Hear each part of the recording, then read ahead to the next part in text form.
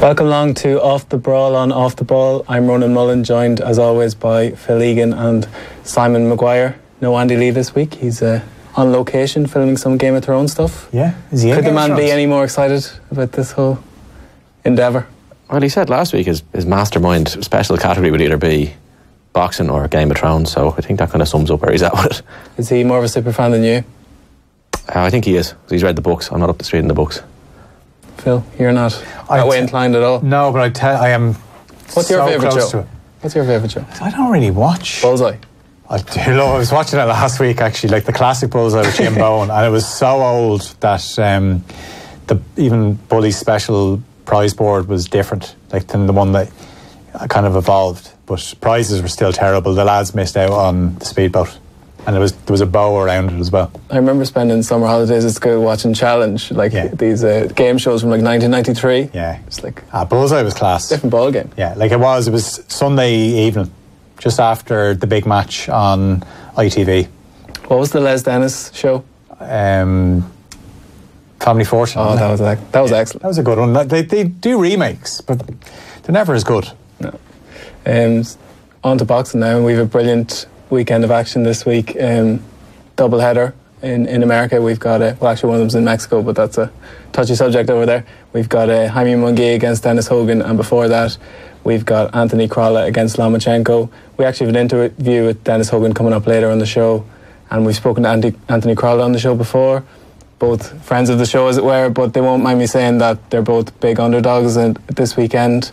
And it's just called to mind as something we've been discussing in the office. Underdog performances, or biggest upsets rather, in your experiences of boxing. Like, we could go all the way back to early 20th century, but none of us actually saw those. But in terms of your own boxing experiences, Phil, what would you say is up there? One that springs to mind is obviously Rahman beating Lennox Lewis. It was on BBC. BBC made a big deal about the fact that this was a heavyweight title fight on BBC, and it was in South Africa. And I can remember getting up to watch it, because it wasn't like a Sky card which could start at 1 a.m. I remember getting up to watch it, and knocked out. And I've heard Lennox Lewis talking about it. Like, he said when the right hand was coming towards him, he thought he had his left hand high enough up to block it.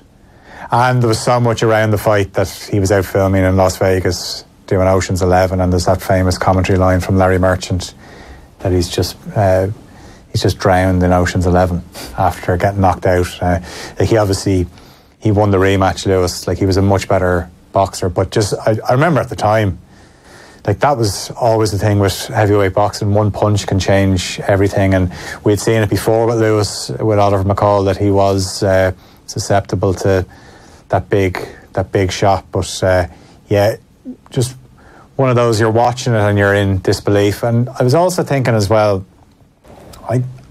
Tyson Holyfield, the first one. Like, Holyfield had lost to Michael Moore a few years beforehand, had retired. He had heart issues after that fight. And nobody gave him a chance, really, going into the Tyson fight. And Tyson was all over him at the start. And eventually, just to see Holyfield's like coming through it and then putting him down. And obviously we know what happened in the rematch. So I thought that was a big shock as well, but not as big as Rahman beating Lewis. And if you're playing off the Brawl bingo at home, another Teddy Atlas mention here.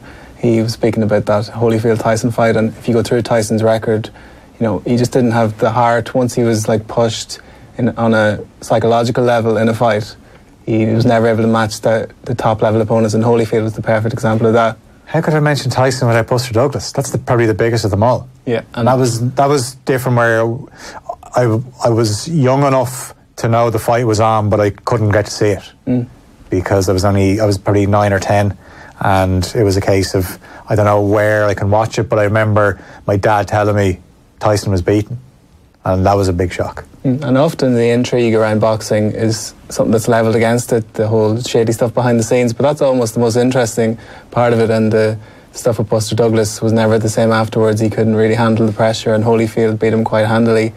And then Rahman, as you mentioned, was offered a big deal by HBO after that fight and turned it down, lost the rematch, and hasn't really been heard from since. Same with Oliver McCall. That's one thing you have to credit Lennox Lewis in terms of putting him in the pantheon of great heavyweights. Anyone who beat him, he came back and squared. The rematch with McCall was bizarre. Like when McCall broke down in the ring. Yeah. I remember, like at the time, I would have got that in as pay-per-view, and that was hard-earned money. You know, I think I was stacking shelves in a supermarket, so I would have forked down. I was like, McCall broke down in the ring. I was just like, what are you doing? You know, you've beaten this guy before. Like, knock him out again. Yeah. Lewis should have rematched Vitaly Klitschko though, just as an asterisk on that one. I think he sort of thought he took 1-2 fight too many, and if he fought Klitschko again, he'd probably lose. So I might give him a pass on that. But that was a hell of a fight while it lasted. I'm not giving him a pass on that. He should have rematched Vitaly Klitschko. Vitaly was a bit of a monster. So in terms of your own upsets, Simon, what are you thinking? Well, I knew it was going to happen, but the Bradis Prescott Amir Khan knockout. I mean, Khan had been dropped by Willie Lyman and Michael Gomez in his, kind of build him up fights, and then they put him in against this puncher. I think Prescott at the time was 18 wins with 17 knockouts, and he just went in and absolutely obliterated him. And I think the fact that Khan actually managed to come back and have such a successful career after that upset is one of the more remarkable things about his career. But that, as an upset, I think that was huge. I think Sky had put so much into building Khan up. And box office. That was his box office debut. And he got absolutely starched. But then again, to see how he's come along, and now he's up against Bud Crawford again, maybe 10, 12 years later, is a remarkable turnaround. Another one, again, another English fighter, was actually when he was fighting Michael Katsidis, when Kevin Mitchell fought at Upton Park. And again, Katsidis was seen as the steely vet, but we'll get him in there, get him a name, and Mitchell can move on. And Katsidis went in and pretty much beat him up in front of his home crowd. I think another one that kind of maybe gets glossed over was the Arturo Gatti-Mickey Ward first fight. I think Arturo Gatti was a huge favourite for that, and Ward dragged him into a slugfest. And the great thing about that then was the trilogy which came from it, and then the friendship between the two fighters afterwards. But I think that first fight, Ward didn't have a chance at all. And the Prescott one is kind of a standard example of poor matchmaking, and Andy spoke about it last week or the week before, where there's very few good matchmakers left in boxing. And the way Amir Khan, as Simon said, had lost or had been knocked down in previous fights and then was matched against one of the biggest punchers in the division, the logic there left a lot to be desired, didn't it? Yeah, it was just so spectacular as well. It wasn't like a stoppage late on, it was early, and as I said, to make your Sky box office debut and to be humiliated like that. He's coming up against Crawford in a few weeks, and he splits opinions, Amir Khan, but you look at his record, you look at the guys that he's fought, he's beaten some, he's lost to some, but he's always fought the best. He's never shied away from a challenge. Like Kell Brook might have a different opinion of that, but I've always felt with that potential match that Kell Brook needs Amir Khan more than Amir Khan needs Kell Brook. A fight we said we'd never talk about again after January, if I remember correctly. Well, look, when he loses to Crawford, we'll be talking about it in a few weeks anyway, so why not? Another one, actually, Kelly Pavlik, when he was a middleweight champ going in against Bernard Hopkins, everyone was like, I think they wanted to set Pavlik up with Calzaghe, and I remember Pavlik at the press thing when they announced the Hopkins fight, he goes, we have to shoot Calzaghe in the leg to stop him from running, and Hopkins was the only fight we could get to make a buck, and then Hopkins absolutely schooled him. Yeah, no, it's true, and Hopkins has a few of those, like Felix Trinidad springs to mind. There's obviously countless, and we'd appreciate your suggestions as well if you want to get us on the hashtag Off the Brawl. But one that kind of had all the ingredients was Ricky Hatton against Costas, because granted Costas was coming towards the end of his career, but he was still a pound for pound fighter at that stage, and Hatton the style was all wrong in theory for Hatton, like a brawler against a supreme boxer, and it just turned out so well because he beat him conclusively in the end to retire on the stool, and it springboarded Hatton into the money-making phase of his career, the phase of his career for which he's really remembered in America. So, well, that fight was put on. And the commentary for me in Dark is one of the more memorable sound bites of recent times as well. Actually, it was on recent enough. Like, you kind of get these fights, they show them back on Sky sometimes, and I was watching it back recently, and yeah, he just after a few rounds you could see like his work rate was just too much for Costas. But that started at 2 a.m. That was tailored for the US audience. Yeah, it was on Showtime. Yeah, and it was brilliant. Like, and just the crowd, and Yeah, because you think of some of the fights that have been on in the UK where they put them on in the early hours of the morning, which is just, you think of the build up to those fights. If you're a fan going to them, like, can you last the pace yourself, like, to go and stay up even to watch these fights? It just makes for an unbelievable atmosphere. Yeah, and you mentioned this catered for the American audience, and the most obvious example of that is the Jeff Lacey against Joe Calzaghe. If you were living in America, there was only one winner in that fight, but over here you knew how good Joe Calzaghe was, and Jeff Lacey was pedestaled as the next Roy Jones, and Calzaghe just took him to school, didn't he? He absolutely outboxed him, and Lacey never recovered. Like, just an absolute boxing lesson. And that one was on ITV, so it's one of those where you could stay up and watch it. And like, I was always a Calzaghe fan. I remember seeing him early doors when he was on Sky, and obviously he had the fight with Eubank. But yeah, he was, and that kind of similar to Hatton. The US audience saw him and they thought, this lad's unbelievable. And then he started travelling, and he went up a weight as well, and he got those big fights, and ended up undefeated. But that's his standout performance, even though his win against Kessler was so impressive as well. I know he beat Roy Jones and Hopkins. Like, I thought the Hopkins fight was really close. Like, if you watch it a few times, you could give it to either fighter. Yeah, as I said, there's probably too many to mention today, but Klitschko and Tyson Fury, is that in the bookies, I suppose? And looking back, it probably doesn't seem as much of an upset when you've seen how good Tyson Fury is. Yeah. But at the time, it was such a big step up. And where it was as well, going to Germany and all the antics around. You remember before the fight, it looked like Furies were going to pull out of the on the night of the fight, saying, we're done with this. They're trying to screw us here. To win on points in Germany, it just shows how conclusive the win was. Yeah, I think so. Was it Felix Sturm and Oscar De La Hoya? And it was the first time Sturm left Germany, and he got... Probably should have won. Got stiffed in the cars in that fight as well. So you don't feel too sorry for Felix Sturm. He got a nice... He's been on the right side of a few. Against Macklin, didn't he? Yeah. Just watching that Groves documentary, it's funny how Sturm eventually sort of set up a world title win for a British fighter when he beat Shudanov and then had to vacate the title.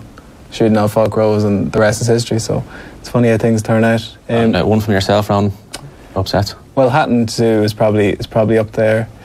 Apart from that, like, going into the amateur ranks, I think Michael Conlan losing in 2016, coming off the gold medal win at the World Championships was really starting. Yeah, but you know what I mean, like. But sure, we can go through dodgy decisions. We can have a whole dodgy decision segment. But, like, he didn't lose that. Robberies. We'll do robberies next week. And now for the liars. Yeah. Any last honourable mentions from you, Simon? Maybe the Jeff Horn upset against Manny Pacquiao in Brisbane. And that was a very close fight, and it could have gone either way. Questionable decision. But going into it, nobody gave Jeff Horn a shout. Just going to run through some of suggestions from the listeners. Tony Doyle comes in with saying that being at the stadium when Phil Sutcliffe knocked out John Joe Joyce at the 08 Olympics was my favourite fight ever at the stadium. Yeah, that's a memorable one. Buster Douglas against Mike Tyson. Douglas didn't seem possible at the time. 42-1. Yeah. Hassan Rahman gets an honourable mention here as well. Martin Wall actually got in touch saying getting knocked out by a journeyman in the first round of my second pro fight, that was an upset in itself. So it's a bit ironic that these things can happen. Leonard Gunning got back to him and said, sack the matchmaker. So Leonard actually says himself, domestically, Kiko against Bernard Dunn. Yeah. Something we mentioned as well. Yeah, but again, when you think of what happened afterwards, maybe it wasn't such a shock. But on the night, like, everyone turned up expecting Bernard Dunn to win. And then one of my favourite upsets he mentions here, Martin Rogan against Audley Harrison. Oh, yeah. I remember watching that with my dad. Unbelievable. Yeah. Broke his jaw, didn't he? Yeah. That was a really good fight. Yeah, it was unbelievable. Like, he grew into it. Audley Harrison, my God. I went to see Audley Harrison fight Danny Williams because... lost a bet? No. Kevin McBride was meant to be on it. Again, he was meant to be on the card against Matt Skelton at the XL Arena. And a load of us had booked over to go because McBride had just beaten Tyson. He said, let's go and, honour the man and let's go and watch him in London. And it got pulled, so it was Danny Williams and Audley Harrison. It was a dreadful fight. Amir Khan actually was on the undercard. which was it was good to see him. But yeah, Audley Harrison was just so frustrating. Getting depressed just thinking about it, actually. Yeah. And Barry on Twitter came in with Michael Collins' exit from the 2016 Olympics. He clearly won the fight, but for reasons we all know, he wasn't given the win, which pretty much alludes to what you were saying, Simon. Yeah. He'll get his revenge in the pro ranks, though. Are we excited for that fight? Yeah. Just it's closure, like. Yeah. It won't be much of a fight. I think Nick Eaton's showings in the pro ranks so far would suggest he's probably not all that. Well, his showings in the amateur ranks suggested it as well. As was clear at the time, yeah. Although a couple of medals as an amateur, he didn't do too badly. We're going to get to that interview with Dennis Hogan in a second, but just some Irish news from elsewhere. David Oliver Joyce picked up the WBO European title in Dubai, which brought about one of my favourite images from the weekend. Yeah, you'd appreciate this. Naz looking well, Phil? Yeah, he is, yeah. Healthy, I'd say, Simon. That him on the right, is it? It was the anniversary of his own sort of quasi-upset when he lost to Barrera, which can't really be classified as an upset because Barrera's a Hall of Famer, but at the time he seemed sort of invincible. I don't know if it was just the air of that's what the cult of Prince. But that's what happens with all these fighters that are doing so well in the UK, like they have their world title fights, they get built up and then they come up against somebody and they think this is incredible, they lost. But then, like you said, Barrera, like one of the all-time greats. Like. Yeah. One of the memorable things about the post-fight interview is how humble he was, because everyone just presumed when he lost he'd just storm out of the ring, but in retrospect it was kind of the defining moment in his career, because he was never the same after that. No. Just moving on to some other Irish stuff, mentioned for Stevie McKenna, who got a win, joined his brother in blazing the trail in the pro ranks. They're both doing really well and have some famous sparring partners as well. Yeah, well, I mean, it's on TV. Stoppage win, good start, move on. Didn't take any damage. Be cool to see them headlining a show together at some stage, wouldn't it? Tag team kind of thing. No, it was like you could tell how excited he was he's been looking at his brother getting so many fights under his belt, and it was great for him to get the stoppage as well. And he said that after the fight, he was like, I just wanted to show not only am I a good boxer, but I can get these lads out early. So we'll get to see how good a boxer he is over the next few months and years. Yeah, and one last bit of news, the Celtic Clash, which has been announced this week for the 25th of May at the Devonish in Belfast, which of course hosted the first ever Celtic Clash back in 2013. Joe Fitzpatrick and Stephen Webb will headline that one, but there's a really nice undercard there. Jake Haney returns. Like, it's good to see him active again, putting some fights together. Sean McDinsey's there, Conor Cook, and there's a few debuts as well. Dominic Dunnigan, Conor Doherty and Jamie Douglas. So that's another big, and in fairness to Belfast, in the years when Irish boxing has sort of been fighting for relevancy, Belfast has always been like churning out these really competitive cards, so it's good to see more of them.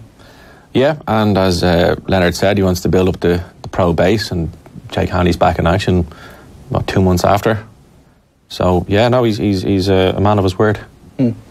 And speaking of Irish boxing, there's no bigger Irish story this week than Dennis Hogan, who faces the quite fearsome challenge of Jaime Munguia in Mexico on Saturday night. Delighted to say I caught up with Dennis last week and I asked him how preparations have gone for the biggest test of his career.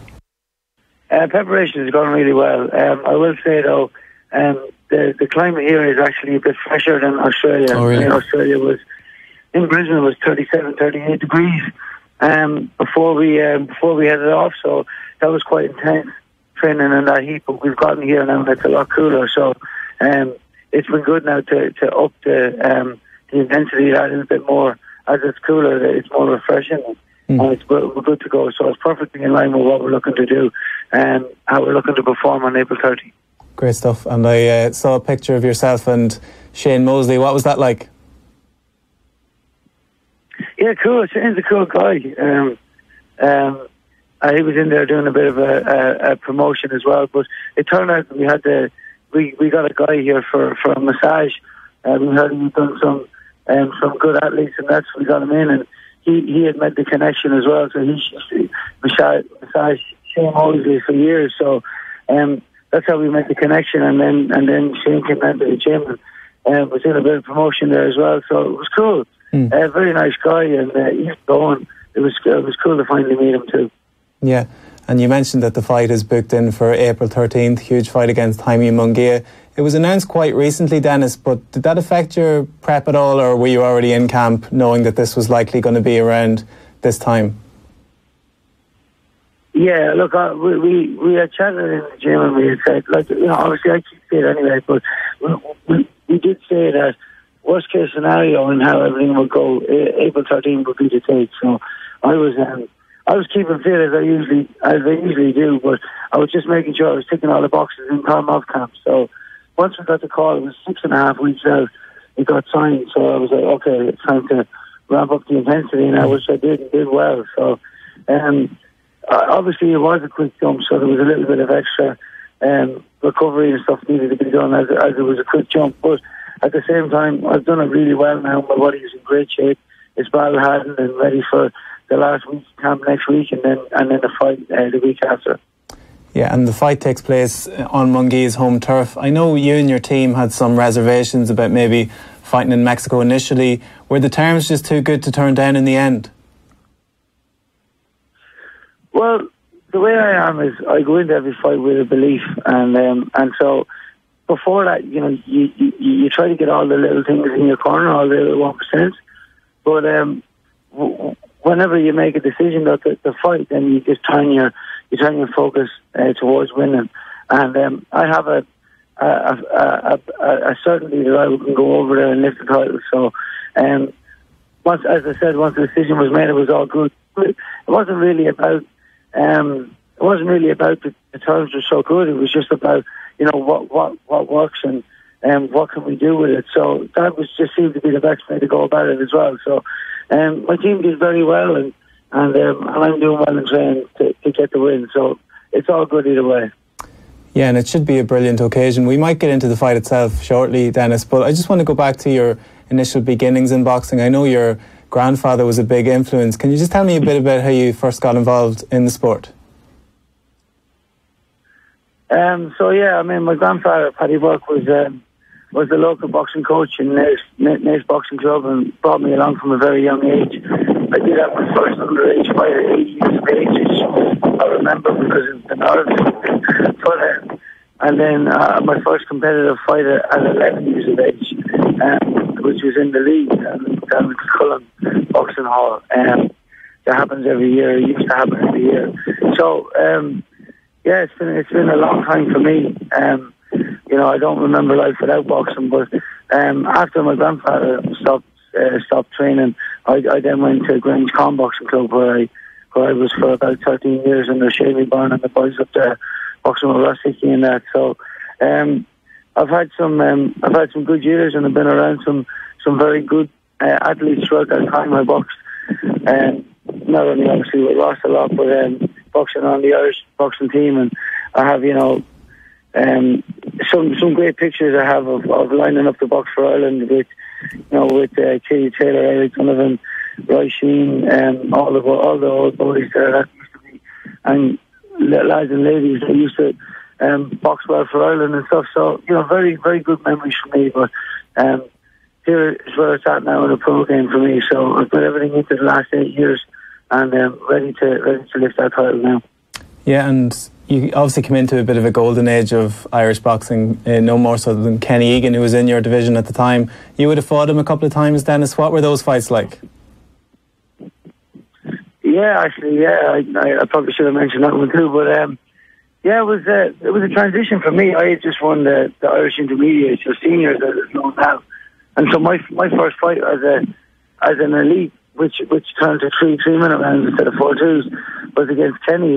Kenny just came back from a silver medal in the Olympics. So it was a funny one to draw him first up, but no, he was very good. He's very strategic.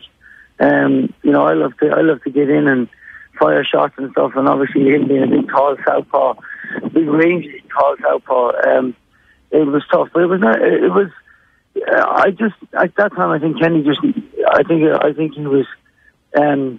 He's just really good at picking his shots and getting out. You know, and even though I would have felt like I would have landed a few more than the judges would have said, like, you know, he won the bout. There was a close one which I did like in and around the World Championships, but I couldn't complain about any decisions, and he was a great fighter, especially being a rangy southpaw the way he was. He was really good at what he did. So, but they were great experience for me. I used to actually not like southpaws, but now I've actually, it doesn't matter if it's a southpaw or an orthodox for me. So it's obviously been some great experience for me back those days, those fights.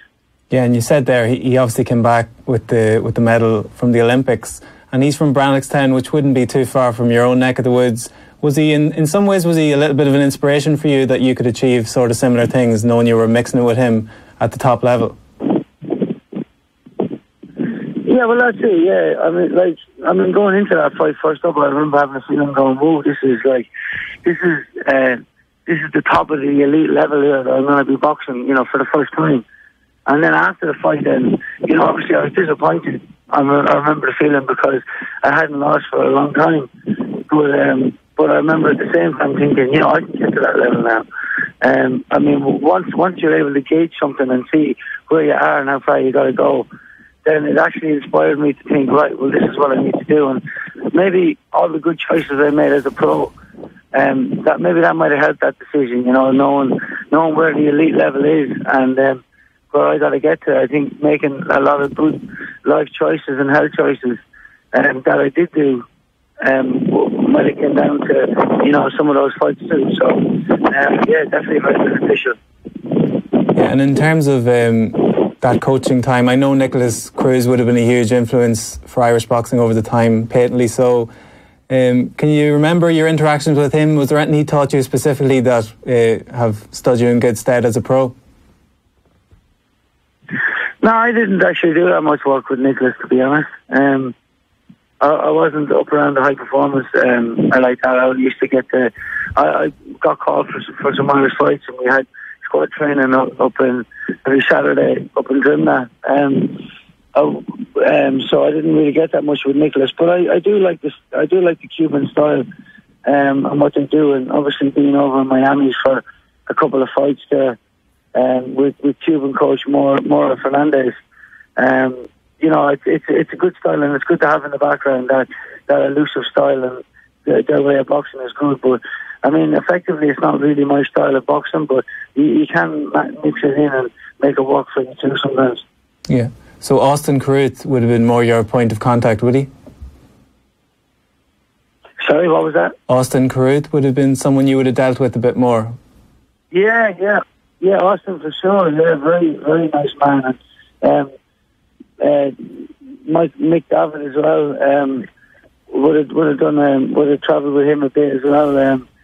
And he did my corner a couple of Ireland internationals as well. But yeah, like all the guys, even Michael Carruth down there as well, would have took me on the pads every now and again. And yeah, that was a good learning curve. It was great to get down there, and there was guys travelling from all over Ireland for spars every Saturday down there, and you were never disappointed. You always got a great spar and got some great work and learned some new stuff. Jerry Story used to spend some time down there as well, so you take all those guys. I used to travel to Portlaoise as well, do some sparring on a Thursday down with Pat Ryan down in Portlaoise. When you look at all the great trainers there, including Shamie Byrne and that, I was getting some great experience week in, week out, so it was good.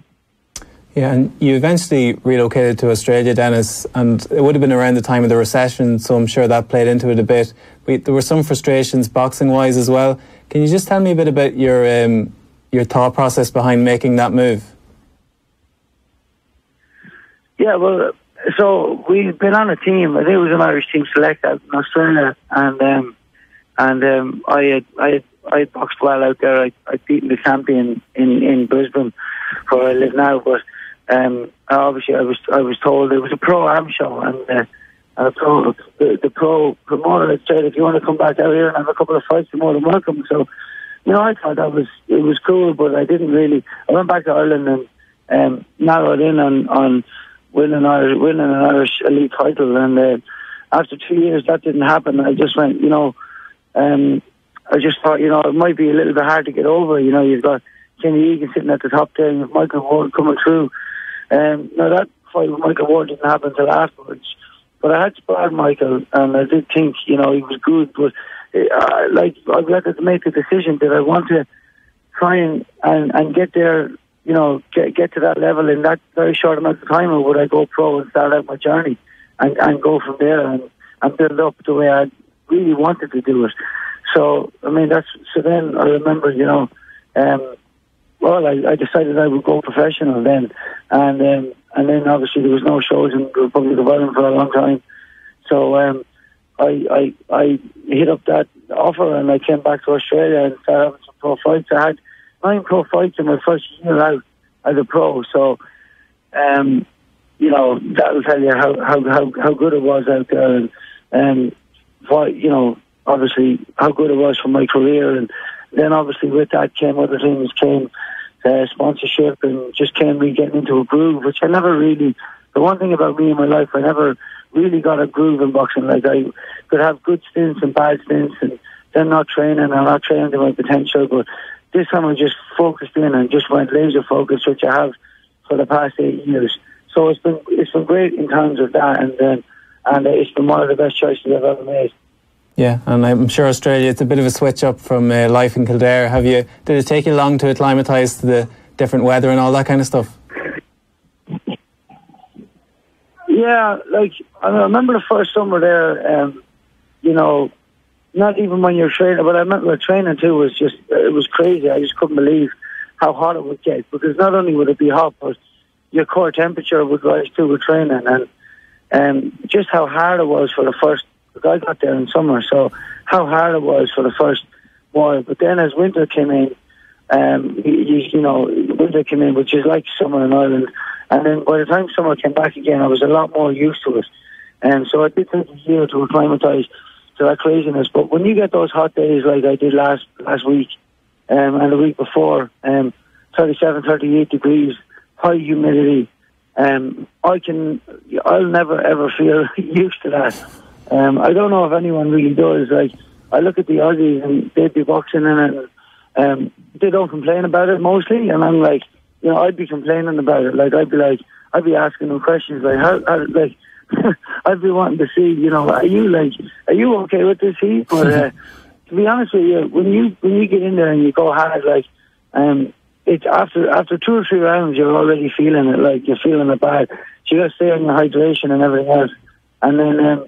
But when you get to the end of it and you get through all the work, that's when you're ready to go and fight in a normal temperature arena, whatever it may be. So that heat is pretty intense, but I think of it now as conditioning. So yeah, and you mentioned you've been pro for 8 years. It's actually 8 years this weekend since your first fight against Marlon Toby. What are your memories of that first fight and the differences between the amateur gloves and the pro gloves and all that kind of stuff, the different environment? Yeah, crazy. I remember obviously gloving up for the fight, and it was what it was. I got in and I remember I threw the first, whatever I threw, but when I remember I threw the first hook, I remember feeling his ear squash against his head. And I just thought, Jesus, these pro gloves, this is just like a street fight. And then I started landing some good shots, and I could just feel his forehead. I could feel the bones in his face against my knuckles, and I was like, well, this is crazy. And then when I dropped him, then I just went, and after, obviously that all the rest of it came fast, and I got the win. But I remember thinking after, this is actually just like a street fight. That's how it feels on my body. That's how I felt. Obviously with no headgear too for the first time. And when I left amateur, there was headgear, and I remember a couple of little head bangs and a couple of little bumps on the head and stuff, and it just felt like street fight to me. So I was like, well, we got to get better for the next fight, because it's pretty dangerous in there. So that was my first thought after my first fight really. Yeah, and you flew through the pros initially, 24 fights undefeated, and got good sponsorship and a nice strong following straight off the bat. But I think you've mentioned in the past that it was more issues outside of the ring. Maybe you enjoyed the social side of things and had a bit of an addictive personality. Can you remember the point where you made a decision with yourself that you were going to park all that stuff and just focus on matters in the ring? Yeah, well, so it was. So, I mean, originally when I got there, I had started to research nutrition a lot too. So I actually started that before I went to Australia. So I started to, for the first time in my life, I was living by myself. I started cooking for myself, and so I started to trial out all the stuff I was researching, and I started to make good headway with making proper meals for myself and seeing how much carbohydrate I needed and protein I needed and fats and what that was doing and hormone-wise. And so it was very good learning all that stuff. But then at the same time, I couldn't get down the last bit of weight as well. So I remember, without going too much into detail about all the logistics and the whole story, but I remember, I needed to stop drinking as well. So I was doing all the right stuff, but I was still drinking. So still drinking quite a bit. And and so eventually, after my grandfather had died, he had said to me, he said, give up that drink, son, and give this everything you've got. And I knew I was giving it everything I've got in other ways, but just not with alcohol. I knew that was something that I could give away that was going to help me. So eventually when he passed away and I had a draw in my third fight, finally the penny dropped for me after many, many years of partying and that. So I gave it away. I gave it up. And the funny thing about it was that was my last fight at light heavyweight. Within a very short time, I had dropped down to super middle. I won the super middleweight championship, and then I went down to middleweight, all within the same year of 2011. So it's crazy how quick my weight dropped, and I got down and became a lot more healthy. And then starting 2012, I started on a good run. I was obviously not drinking. I was doing everything right. And then I had a good win at the start of the year. And then I had that win for me, that Queensland middleweight title win, the TKO against the great fighter Nathan Carroll. So after that point, I was just saying, whoa, I'm really making momentum here. So after that, that was the majority of stuff, not drinking, eating well. And then it was about getting the little percenters in. So then I started to look at what I can do, and obviously then for recovery and all these other little things and better sleep and everything else. So, it's been to this day, we're 8 years on. I'm still learning new stuff of how to keep the body in better state. So, I've got a strength coach, Christopher Muckers, who does a lot of recovery with me, and we're still learning stuff on a daily basis. Obviously, ice bath, breathing, trigger points in the body to release certain areas, and it's just you never stop learning in this game, and I don't want to either. Keep expanding the knowledge will only keep me in better state. Yeah, and you've been a big advocate of the power of the mind as well, Dennis, and you've spoken before about meditation and the law of attraction and these kind of things. I've seen you do speaking engagements in Australia on these kind of subjects. Are these still very important parts of your day-to-day preparation? Yeah, massive for me. I'm so, the funny thing about it is, people will ask me, you're going to Mexico, this, that, or the other. And I'm like, but you know what? I've envisioned being world champion, and I said I would do whatever it takes to get here. And I keep my mind right, I keep my body right, and I've seen it and felt it for so long. I just believe that, I knew there was going to be a big story to tell at the end of my career, and that's why I think that this is all matching in. What bigger story than to go down to Mexico and win the world championship? So the belief that's got me to where I am today, the belief and everything I've been doing, I believe is the exact ingredient that's going to get me over the line and get me that win in Mexico. So, I do. I look at what I do. I don't say to myself, you have to meditate every day, but I will always monitor how I'm feeling. And if I'm not feeling balanced and I'm not feeling that certainty that I usually feel, and I'm not feeling that belief or clarity, which can only just be a little bit of just being off center a little bit or just being out of whack. Just that's when I narrow back down on my meditation and everything else, and narrow in. I do read my mission statement, my goals every day, and that inspires me and gives me those good feelings that helps me, keeps me inspired and motivated. But the truth of it is, I do the hard work anyway because it's in grinding. I grind it out anyway. It's in me. It's just there. But just keeping your mind right and keeping your mind focused and all that, all that stuff plays into it. I do spend time every day visualising that, and you know what? I enjoy doing it. I enjoy thinking about the stuff I can do better, and visualising doing those things better, and visualising how I want tomorrow to work out. I don't just visualise what I have to do. I visualise doing it well. So last night today I've got a big spar with 2 to 3 opponents coming in fresh. So I visualise, getting in and ticking all the boxes in terms of our game plan and being intense for the full 3 minutes of every round, and recovering well in between, and all the tiny little details that I want to go well today. I've already visualised that last night, and I visualised feeling good about how well it went. And sure enough, I'll feel that by the end of the day. So I have cool little tactics like that I use on a daily basis, and it's made me who I am today. Yeah, and in terms of your family life, Dennis, you've been in Australia a long time now. You're well established over there. But I'm sure the Irish roots are still a big part of your life. Like, how important is it that your daughter grows up knowing that she's Irish as well? Oh yeah, of course. Yeah, I mean, she's Irish through and through. Anyway, you can see it in her. She's very like me, which I think that's maybe why I see the Irish in her. But look, I mean, heritage is obviously a great thing, and I love that I grew up in Ireland. I love going back to Ireland. I'm going to go back to Ireland after the title fight and see my family and that. And there's no better. There's nowhere else I would have rather grown up, to be honest. It's made me who I am, and I'm quite happy with who I am, and that's something that I had to learn to do. But I mean, in terms of like, it is a bit tougher in Ireland with the weather and stuff like that. So I do believe that we have to learn how to override that and just be happy in ourselves, regardless of what the weather is, or regardless of what's going on.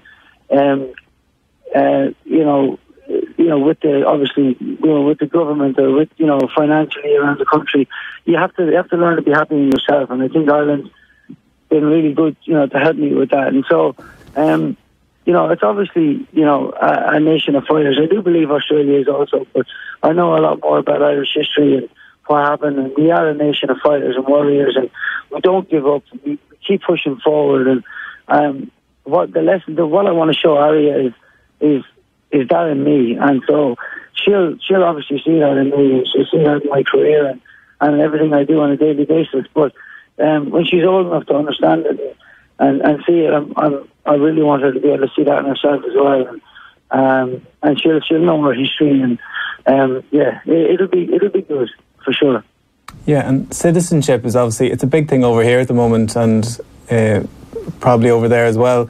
But I'm just wondering, I read something about your dual Australian-Irish flag, and you've removed the Union Jack from that.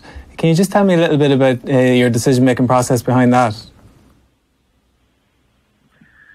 Yeah, look, we did the flag back in 2012, the half and half flag, and we didn't have the Union Jack in it. But I mean, it's like I said to the media in Australia.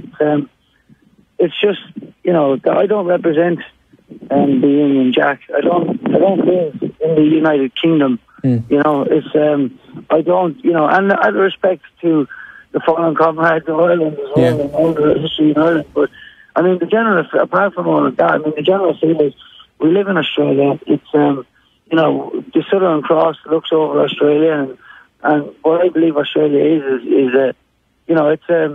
it's a cool place, man. Like it's for me, I believe it's a land of opportunity, and that part of the flag represents that for me, and coming, integrating into Australia and Australian values.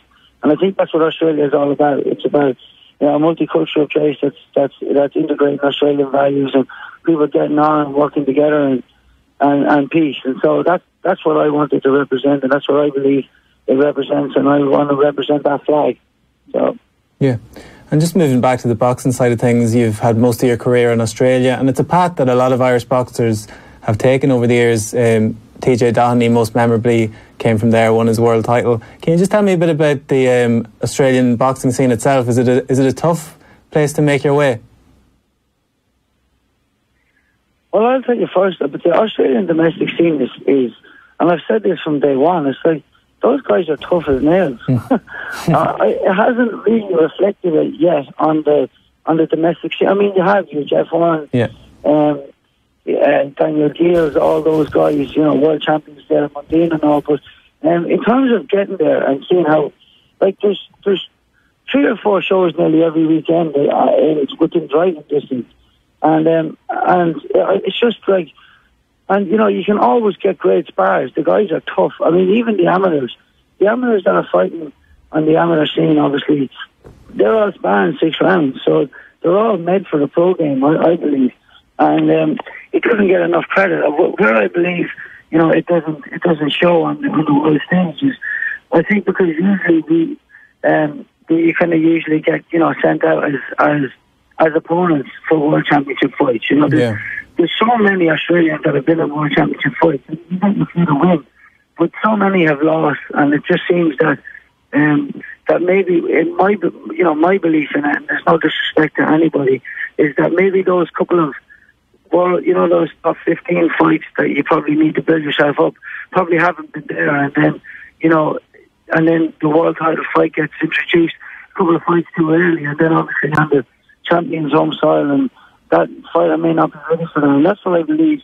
There might have been, that's what I believe. It obviously failed a little bit, and I feel like I can talk about that also because I sort of did that with Jack Croquet out in Germany. Obviously, I feel like there was about 2 fights I probably should have had in between that to go over there supremely confident. And we didn't do that. Now there was obviously other matters that played into that as well, but yeah, look, but I think the positive of all that is the guys over there, they're tough as nails. There's great sparring going on. There's great fights every weekend, and I just think now that obviously get the right fights, and there can be a lot of Australian world champions right now at this exact moment.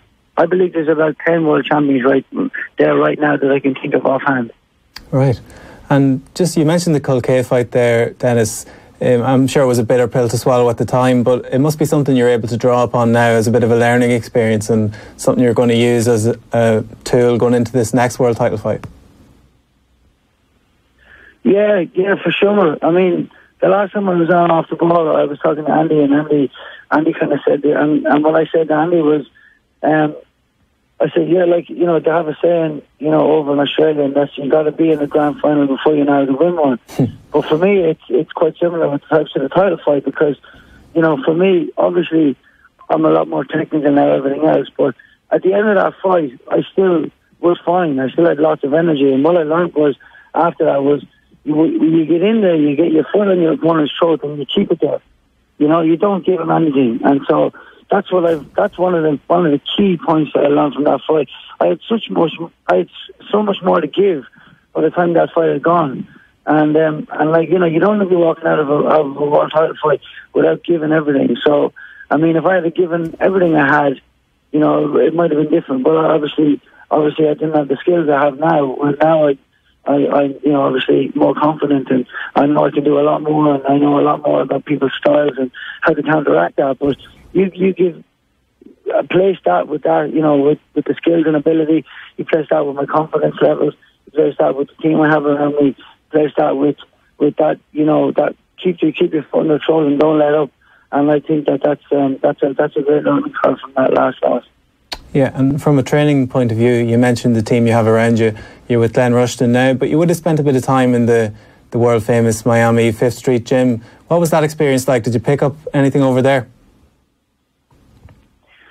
Well, I did spar down in the 5th Street gym, and they're very, very close. All the boxing trainers and fighters, we all sparred around with each other. We go to different gyms. So I was actually part of Moro's gym, Moro Fernandez. But yes, look, being around all those guys and sparring in there, it was a learning curve. It was good. I tell you, I mean, one of the main things that I've learned was that I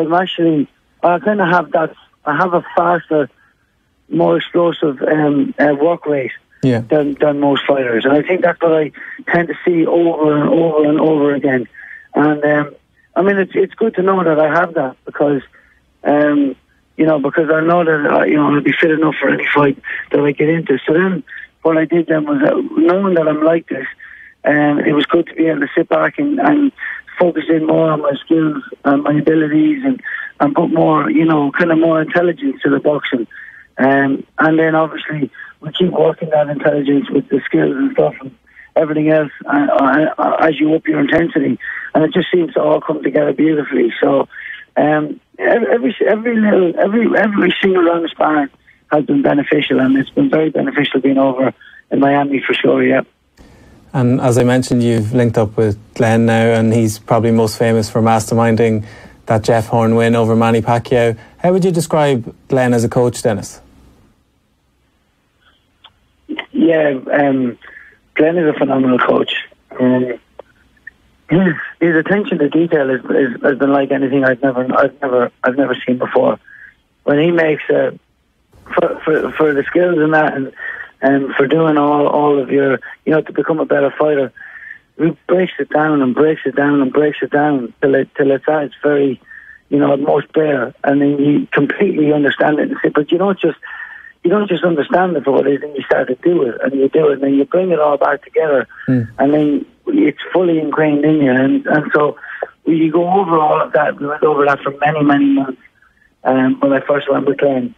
And we've seen everything that he said that he needed to see that I could do. Now it's a matter of being able to integrate that whenever we needed to and bring it all together. So, and I worked very hard, like 5 to 6 hours a day for the first 4 to 5 months to integrate all of that and make it part of me. And then now it's about obviously game plans, and obviously Glenn is a very intelligent man with a strangely high IQ, and he works out game plans on fighters, and so he has between a 6 and a 10-point plan, and you stick to those, and you're guaranteed a win, I believe. So we work out brilliant game plans, and so we just obviously going back to the corner, the way he's able to speak to me, the way he knows each fighter, and it's a real calm, relaxing feeling, and it just you just go back after every round. And I just seem to do everything he's saying. So it's constant, but it's good. And obviously it's after adding a lot more to my confidence levels. Yeah. And in terms of the Munguia fight, I know you're going into this one as a bit of an underdog as far as the bookies are concerned, but so was Horn when he fought Pacquiao that time. So that must serve as a bit of an inspiration for you, someone you're close to like that, pull off a big upset, in the same sort of circumstances. Yeah, well, like that's it. I mean, to be honest with you, my goal first off was to be world champion, right? And then when I seen something like I'm being a part of the likes of Jeff beating Manny Pacquiao, beating an absolute legend of the game, and I seen the ramifications of that in a good way and what it's done for his career and his brand. Then I thought to myself, I wasn't thinking about just being world champion anymore. I was thinking, I want to beat someone of that's when I won a world championship. I want to feel what that's like, and I kind of did, but it felt good. I could see Jeff and what I'd done for him, and I went, that'll be the way to do it. And so I think maybe that brought that into my consciousness, and now here we are going to Mexico to fight a superstar. But again, I do believe it's playing into everything that I've really been visualizing and my goals for my brand and everything else. So it's kind of, this is exactly what it is now.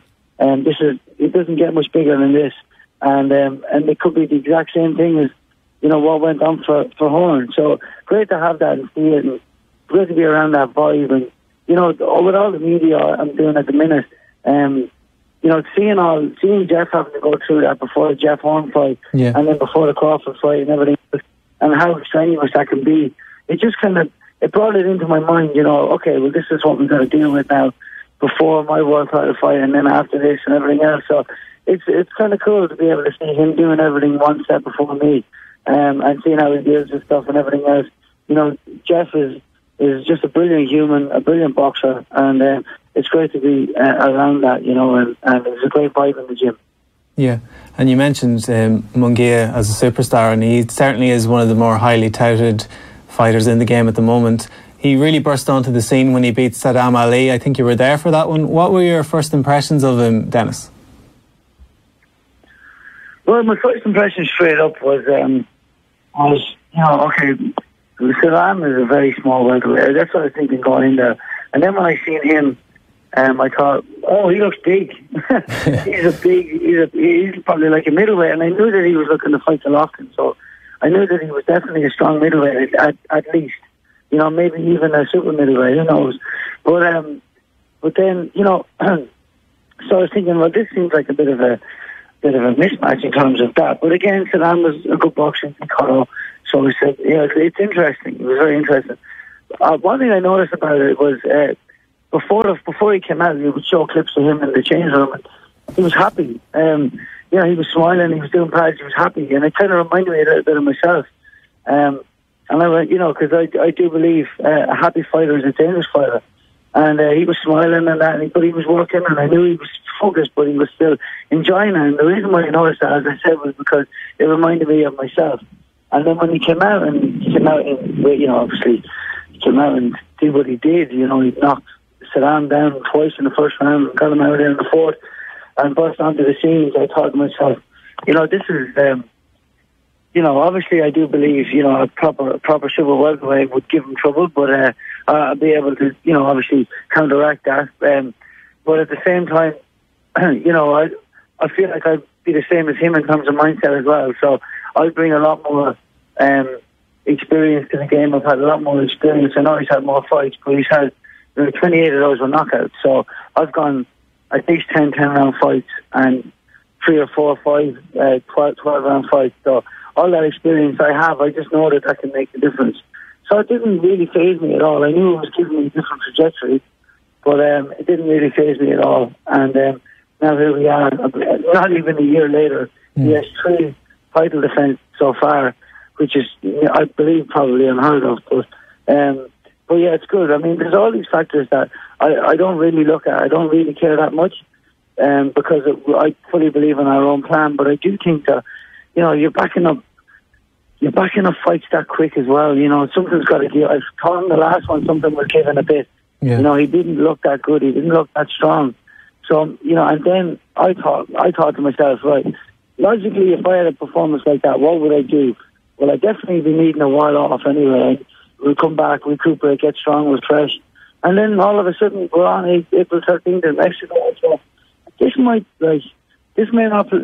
could be bad for him, very bad. But not to worry anyway, we'll see how it goes. I'm confident of getting the win, even if he's at his best. So it doesn't really matter, but I just didn't think it was smart, that's all. Not from my own perspective. Yeah. And size is something you cited there. It's obviously a big factor. He's huge for 154 pounds. There's already been talk of him moving up to middleweight and chat about a possible Canelo fight down the line, given the Golden Boy link up there. Are you expecting size to be a factor, Dennis, or has your game plan obviously accounted for all that? Yeah, well, I mean, the best fights I fight are against taller guys. Me being a light heavyweight for years, obviously, I actually learned how to box those taller guys better. I believe they've got bigger target areas. I like to mix head, body, head as well too. So having more of a target area on the body and mixing up to the head gives me, you know, obviously gives me more stuff to do. It makes me more elusive as well in terms of what I'm going to do and how varied I am in my combinations and shots. So it was good. So for me, in terms of size, I would rather fight Munguia, as big as he is, than Saddam Ali, as small as he is. And that's the truth of it. If you look at Corke, he was much smaller than me, and he was my only loss. So I have fought smaller fighters like Reach and that, and I've done well against them. But I do believe that I feel a lot more confident and varied with what I can throw with the taller fighters. And I can make myself smaller as well. So when I get in, I can make myself smaller, and that I'll cause a lot more problems. So I'm glad he is where he is, and I'm feeling good about what size he is too.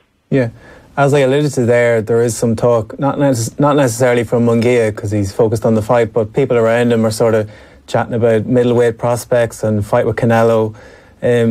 Is Is there a sense that they're overlooking you, Dennis, and do you care even?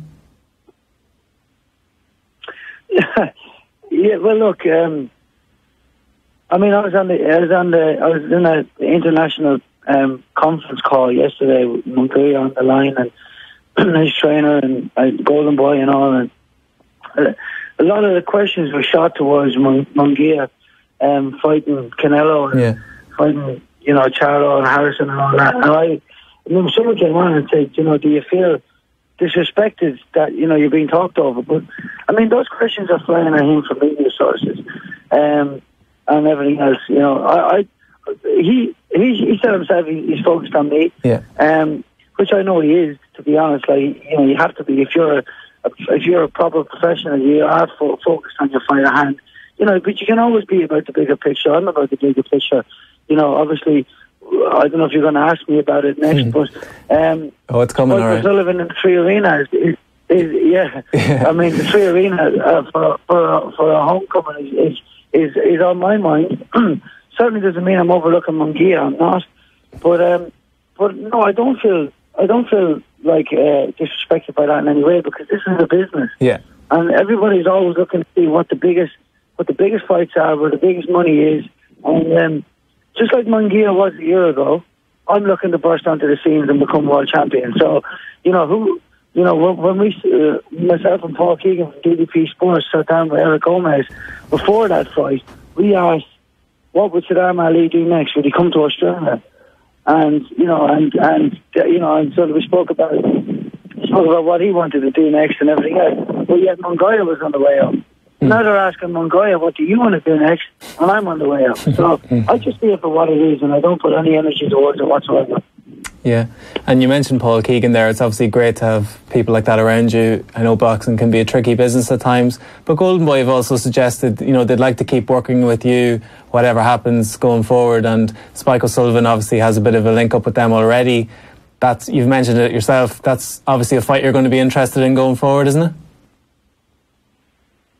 Yeah, 100%. And I'll say it now. I met Spike before. I sparred with him, and I really like Spike, and I've been following him ever since we sparred back in 2015. Yeah. Packy Collins and all the boys there, major respect for the whole lot of them. But my dream leaving Australia 2011 was win the World Championship, come back and defend it. And that's been the dream all along, and I've seen that and I visualised that every single day. Yeah. Since that, I mean, I was even talking about how much I visualised it back in 2012 on an article with John McNally from the Kildare Nationalist. But so now now it's Spike down to super welterweight. We can make history. 2 Irish fellas fighting for a world championship in Ireland, and I just think it doesn't get any better than that. Spike's a big seller as well. He gives a massive following, and I think that can just fit in perfectly for a brilliant summer evening, late 2018, so 2019. So who knows? I mean, I'm certainly gearing for it. So hopefully we can make it happen. Yeah, it'd be great. And what were the spars like, Dennis? Yeah, good spars. I mean, sparring is sparring, so it is what it is. But he's a tough fella, and I seen him sparring with a few other fellas too. But look, Spike is tough as nails, and he deserves all the success he has. So I know he'll bring a great fight, and I know myself and Spike will bring a great fight to the Irish public and for everyone watching as well around the world. It will be great, but for Ireland especially, to have that fight in Ireland, I just think that would be great, and that obviously cements me and Spike as well, also in Irish history too. So yeah, I'd love to be a part of that, and I'd say Spike is too. And just the last point on the Munguia fight, which is the task at hand. We've spoken about visualisation already. Have you already visualised this hostile atmosphere, Dennis, and walking away with the belt afterwards? Yeah, we'll have a session there for sure. That will be very vocal in that, I believe. So that would be cool. But yeah, I visualise the whole lot. I have it all down, every single part of it. So I mean, those things don't have to work out exactly as you visualise it. Things can work out better. You leave a little bit up to mystery, which can work out in a better way as well. But yeah, it's probably not going to be great. We'll just get the belt and get out of there quick. Great stuff, Dennis. Thanks a million for taking the call. All the best with the fight and enjoy all the build-up. It's going to be great, and hopefully we'll chat to you afterwards. Dennis Hogan there, who's getting set for the chance of a lifetime against Jaime Munguia, and he won't mind me saying, as I said at the start, he's a huge underdog, but in some ways that can be a benefit. You can use the sort of underdog status in your favour and, you know, maybe catch them by surprise. Yeah, like this could be Munguia's probably going to be his last fight at light middleweight. Maybe he's looking beyond Dennis Hogan. But like your first world title fight, you couldn't pick tougher conditions, tougher opponent. I think, like we were talking earlier about big upsets, like this would be thrown straight into it if Dennis Hogan somehow manages to get a win, because he's fighting a guy that has an unbelievable knockout ratio, 83%. Hogan doesn't knock people out. How is he going to discourage Munguia from coming forward with the relentless pace that he fights at? You know, everything points towards Munguia stopping him. So I don't know, like it's Masters week, so if we're going to use a golf analogy and say, like, you know, par, like what is par for Dennis Hogan in this? Like, is it going 6 or 7 rounds? If he went 12 rounds and put in a really good performance, does he get another chance at a world title shot? Like we talked a few weeks about, John O'Carroll didn't beat Tevin Farmer, but he impressed in defeat, so he'd probably get another world title shot. That's maybe what Dennis Hogan can achieve this weekend. He's given up advantages in weight, height, reach. He's the away fighter as well, going into Munguia's backyard. Munguia has one of the most vicious left hooks I've ever seen. It's like he pivots his whole body into it. And it looks like in slow motion you'd see it coming a mile away, but he just throws it so fast. And he has his right hand held high so you can't even clip him, as he's not even exposed and he's throwing it. So I can't see it going past the 7th round. Like, if you're talking hypotheticals, and we were trying to conjure up some positive energy at the start of the show, talking about upsets and maybe hoping Dennis and Anthony can pull off the upsets, but like hypotheticals, he has fought at light heavyweight before, Dennis, so he's used to fighting bigger guys. He's come all the way down to light middle now, so that won't daunt him at all. And you say Munguia might be overlooking him. He's 100% overlooking him. Yeah. There's talk of Canelo at the end of the year. Yeah, he's talking about Canelo moving up. Golovkin. You know, they seem to be trying to maybe match him with Demetrius Andrade, because it'd probably be the easier of the middleweight champions. But even Munguia's gone, nah, I want Golovkin or Canelo. Okay, he's going to look past him, but you know, it's also his first defence on home soil. Yeah, there's pressure there. There's pressure there, so he has to go in and impress. So I can, like, maybe he might be looking past, but I think he's that good that he can look past. He's also straddling that line. Like, we know how fit Dennis Hogan is. He could fight 15 rounds, but Munguia is straddling that line between a huge light middleweight and too big for the weight, where it's actually a disadvantage to be coming all the way down. And that's borne out over a century of boxing, where it's one fight too many, and he probably should be at middleweight already. Yeah, he's huge. For the weight, he's a monster. And the weight cut is possibly the only, but even still, he's going to, unfortunately, I think he's going to blast Hogan out of it. He's just too big. He is strong. Yeah, and if we're sitting here next week going, that will be one of the biggest, possibly in the top 3 biggest upsets in boxing history if Hogan pulls this off.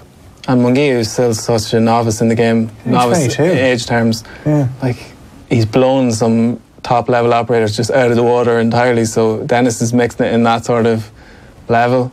Yeah, we're going to find out what Dennis Hogan's chin is really like. You know, he is so durable, but this is just, Munguia is just a different beast altogether. But do you know what?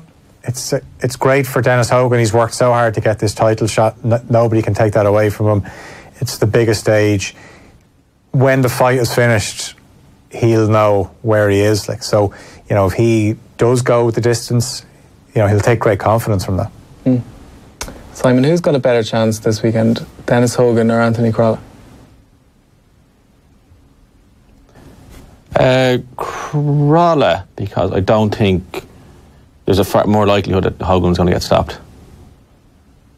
Simon or Phil? Yeah, no, I'd agree. I think, bizarrely, I think Crolla, you can say he has an easier task than Hogan. But it's like, I think they're both not quite mission impossible, but almost. And if you were Joe Gallagher, and I know you've mentioned to me yesterday just tactically how you're going to approach this, if you were in his corner, is there any little intricacies you might be encouraging him to do, or how do you even approach a fight against an alien? Like, I don't know, because the problem is Lomachenko wants to counter punch.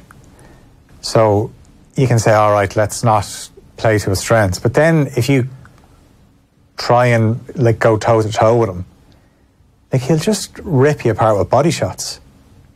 So try and hit him in the face, I suppose, would be the easiest. Yeah, good luck with that. Like, I mean, I know Linares dropped him, but like it was like a flash knockdown. Like it wasn't, and then he actually finishes Linares with a body shot. Like, you can study all the tapes you want if you're Joe Gallagher and if you're Anthony Crolla, and you can be sitting ringside watching him, and you think you know what he's all about, but it's not going to be till the first bell rings, and then you go to try and close him down, or you can't hit him. And it's just what has happened. So many elite fighters against Lomachenko is they just lose heart and they retire. Like Rigondeaux just got pissed off after a few rounds, and he just, you know, this like Rigondeaux's had his critics, but he's an elite fighter, and Lomachenko just made such a mockery of him that Rigondeaux was like, I need to get out of here. I don't think Crolla will do that though. I think, like, he won't feel sorry for himself. He'll think like, no, I'm gonna give this my best shot. And he's had an incredible career, and if he was to go out losing to Lomachenko, that wouldn't be a bad way to. If anyone's story would suggest they're capable of pulling off the impossible, it's Anthony Crolla as well. Like, well, what he's come back from in and out of the ring. Yeah, and if he does, then, you know, if you're a Hollywood director, you're all over it. Like you nearly have to make one movie about him winning the world title, and then part two is all the knock, like the setbacks, like, you know, outside the ring, then, you know, the defeats to Gary Sykes, you know, prize fighter, cancelled fights, would be. I just think it's just going to be almost undoable. He's not going to out-jab him, he's not going to out-move him, he's not going to out-punch him. So just sitting here thinking the only way he might do it is if he just left hooked to the liver. Imagine. Just walks in with one hand over this side of the face and just tries to left hook to the liver, all fight. If he lands the money shot, that's how I think he wins. But like levels within boxing, it's something that comes up a lot, but there's levels within levels, and like Crolla fought Linares and got relatively outclassed, especially in the second fight. And Linares is class. Yeah, and Linares ultimately outclassed by Lomachenko, so that's just kind of puts things in perspective a bit. But then Barry from Barnsley will come into Crolla and say you have no right to be in the ring with Lomachenko, but Crolla's a world champion. Yeah. He's mixed it with the best. This is the third time he's fought for the Ring magazine belt. He's going to fight for the pound for pound #1 spot as well. So it's a pretty remarkable thing. Oh well, there's no, like, he deserves the shot. It's just the fact that Lomachenko's just the best fighter on the planet by a long stretch. It's just he just, unfortunately for Crolla, he happens to be in the same weight category as him. But no, he without a doubt deserves his title shot. In terms of who has a better chance, the only thing I would say against Anthony is that if you're comparing Lomachenko and Munguia, Lomachenko's in a different stratosphere to what Munguia is bringing to the table. Yeah, but he hasn't got the explosive power that Munguia has. Like, he's powerful. He doesn't have the brutal stoppage power that Munguia has, and that's why oddly I picked Crolla. I think his combination punching's like obviously infinitely better, so if he gets Crolla in trouble, he's going to put him away, I would say. Whereas Munguia could get frustrated, and while you can probably build a case for Hogan, there's holes in Munguia's game. There's no holes in Lomachenko's game. No, like, that's it. I know, like, listening to what Joe Gallagher said, like, every fighter has chinks in their armour. But, you know, you'd be looking at Lomachenko and you'd have to rewind and go, is that one there? Like, he's flawless, and it's great that we get to see him again Friday night. And if you're Anthony Crolla, just enjoy it. Just, you get to share the ring with one of the best fighters and enjoy it. And said, I can see Hogan being stopped. Crolla has probably got a better chance of going further, but I don't think, again, it won't go the distance. I think just the combinations, the referee could just step in and just say, look, you've had enough. But it won't be brutal.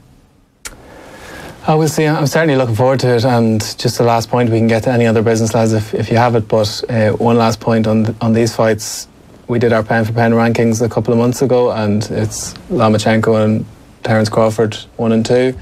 Does this month, can this month alter things at all? Are these the Round Mullen pound for pound rankings? I think I had Usyk at number 2. Ah, well, you know, he hasn't fought since, so we'll just Usyk's fighting Takam. Takam, yeah. Heavyweight debut. It's a nice debut at heavyweight. We had talked about that, actually. He was like a good opponent for Usyk to come in at heavyweight. The ultimate gatekeeper. I don't see how Crawford jumps ahead of Usyk when he fought a guy who just come back from a gunshot wound in his leg. Yeah, but like what he's done in other divisions, you know. But he's conquered 3 divisions. So Ronan Mullen's pound for pound list. Well, in my pound for pound list, I think yours as well, Phil. Does so long ago, I can't even remember. Does this month alter things? Like, do wins over Amir Khan and Anthony Crolla change things in any way? No, if Crawford beats Khan and Lomachenko beats Crolla, like Lomachenko's still ahead, and then you probably. I think I had Usyk number 2. You did, yeah, as well. So that's why I called him up on it. Yeah, so I think if Usyk when or if he beats Takam, then you know he's gonna keep his place. If I remember correctly, I had Errol Spence ahead of Crawford as well. Well, I think Andy Lee has those 2 as his top 2, so that's probably why it was in my mind. But if Andy's not here, on they're like, it's tough for the 2 lads because the defining fights that can put them into all-time greatness are on the other side of the street, really. So they're going to be stuck fighting your Anthony Crollas and your Amir Khans for a long time yet. Well, Crawford, once he beats Khan, he's out of opponents. They have to make a deal. Yeah, promotional deal with PBC. I'd say Danny Garcia is probably the most likely. They could probably coax him over. He's not the same. No. Garcia, like, he's not as good as he was. Like, and I know Andy referenced it before. Like, he doesn't know if the hunger seems to have gone. Like, you know, he's got all the money now. He can buy all the leopard skin stuff that he wants, leopard print. And we're waiting to see what Keith Thurman's sitting idle at the moment. Manny Pacquiao sitting idle, and then you have the winner, Errol Spence, is sitting idle. So I think everyone's just waiting to see what happens with this Crawford-Khan thing. I'm looking forward to, we'll get into that fight. There's actually a nice tactical battle there. If a prime Amir Khan turns up, it might actually be an entertaining fight. So just last couple of points, you mentioned Usyk against Takam. It's great to see him in the heavyweight mix. Do you think he's in heavyweight for the long term, or is he just testing the waters, dipping his toe in? I might say he's in it for the long term. He's done all he can at cruiserweight. He's beaten all his rivals, and I'd say he's been using his time out of the ring to put on a bit of weight, do it the right way. And yeah, Takam's a decent opponent for him, because Takam has fought the other. It's an acid test, isn't it? Exactly. So we'll see what he's like. He'll be too good for Takam in terms of his boxing ability. And what's going to happen if he does eventually go on to fight any of the big 3, people are going to question whether Usyk has enough power to trouble them, and can he take the biggest punches from the biggest heavyweights. But they mightn't be able to hit him. I was dying to see him getting thrown in the deep end against Povetkin. I would have loved to see him. That would have been brilliant. Yeah. Maybe that could happen after. Yeah, that's probably the plan. Any last nuggets for the Off the Brawl audience, Simon? No, just excited to see Usyk back, you know. I mean, we were kind of waiting, and now it's announced and we're good to go. And I want to see how his speed and movement at the higher weight, how much he's carrying actually extra into this fight, and then quite possibly down how much he adds going into the one after that. I'd say it'll be 2 fights before he challenges one of the big 3. Are you more excited for Usyk or Game of Thrones? Game of Thrones. Get out. That's not good enough. No, there's only 6 more episodes after Game of Thrones. There'll be 10 more fights with Usyk. So, well, we'll see what happens with Usyk. That's May, isn't it? Middle of May. Yeah. So we've got a bit of time to preview that one, and the heavyweight mix is really going to kick up a notch around that time as well. We'll get to all that and more on next week's episode of Off the Brawl. Thanks for coming in, lads. Thanks for having us. And thanks for tuning in as always. We'll chat to you next week.